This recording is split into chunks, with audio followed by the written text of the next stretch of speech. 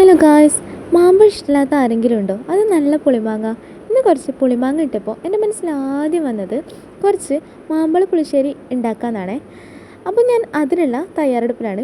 ആദ്യം മാങ്ങേനൊക്കെ ഒന്ന് സുന്ദര കുട്ടപ്പനാക്കി തൊലിക്ക് ഉരിഞ്ഞ് കൊണ്ടുവരാം. അതിലേക്ക് കുറച്ച് മഞ്ഞൾപ്പൊടി, മുളക് പൊടി, ആവശ്യത്തിന് ഉപ്പ് ഇതൊക്കെ ചേർത്ത് ഇളം ചൂടുവെള്ളം കൂടി ഒഴിച്ചു കൊടുത്ത് നന്നായിട്ട് ഒന്ന് മിക്സ് ചെയ്തെടുക്കാം. ഇനിയാണ് മെയിൻ പരിപാടി തുടങ്ങാൻ പോകുന്നത്.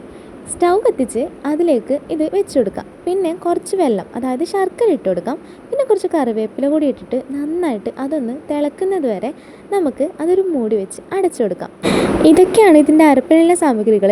ഒരു 3-4 പച്ചമുളകും, കുറച്ച് ജീരകം, കുറച്ചേറെ തേങ്ങയും, കുറച്ച് മഞ്ഞൾപ്പൊടിയും, കുറച്ച് കുരുമുളകും കൂടിയിട്ട് നന്നായിട്ട് ഒന്ന് അരച്ചെടുത്തിട്ട് വരാം നമുക്ക്. അപ്പം അരച്ച സാധനം നമുക്കിതാ ഈ ഒരു പരുവത്തിൽ കിട്ടും കേട്ടോ. ഇനി ഈ അരപ്പ് നമ്മുടെ മാമ്പഴ പുളിശ്ശേരിയിലോട്ട് ചേർത്തിട്ട് നന്നായിട്ട് ഇളക്കിയൊന്ന് യോജിപ്പിച്ച് കൊടുക്കാം. ഈ ഒരു അവസരത്തിൽ നമുക്കിതിൻ്റെ ഉപ്പും മുളകും പുളിയൊക്കെ ഒന്ന് ടേസ്റ്റ് ചെയ്ത് നോക്കി ആവശ്യമുണ്ടെങ്കിൽ ചേർത്ത് കൊടുക്കാം. ഇനി അതിനൊന്ന് തിളക്കാൻ വെക്കാം. പിന്നെ നമ്മുടെ മെയിൻ ഇൻഗ്രീഡിയൻ്റ് ആയിട്ടുള്ള തൈര് ഒഴിച്ചു കൊടുക്കാം. അതിൽ കുറച്ച് നെയ്യും കൂടി ഒഴിച്ചു കൊടുത്താൽ മാമ്പഴ പുളിശ്ശേരി ഓൾമോസ്റ്റ് ഇവിടെ റെഡിയായി.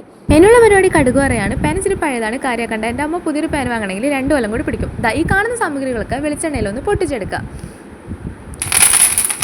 നിങ്ങൾ ഞെട്ടിയോ? ഞാൻ നന്നായി ഞെട്ടിയിട്ടുണ്ടായിരുന്നു. ഇനി നമ്മുടെ മാമ്പഴ പുളിശ്ശേരിയിലോട്ട് ഇത് ഒഴിച്ചിട്ട് ഒന്ന് ഇളക്കി യോജിപ്പിച്ച് കൊടുത്താൽ നമ്മുടെ പുളിശ്ശേരി ഇവിടെ റെഡിയാണ്.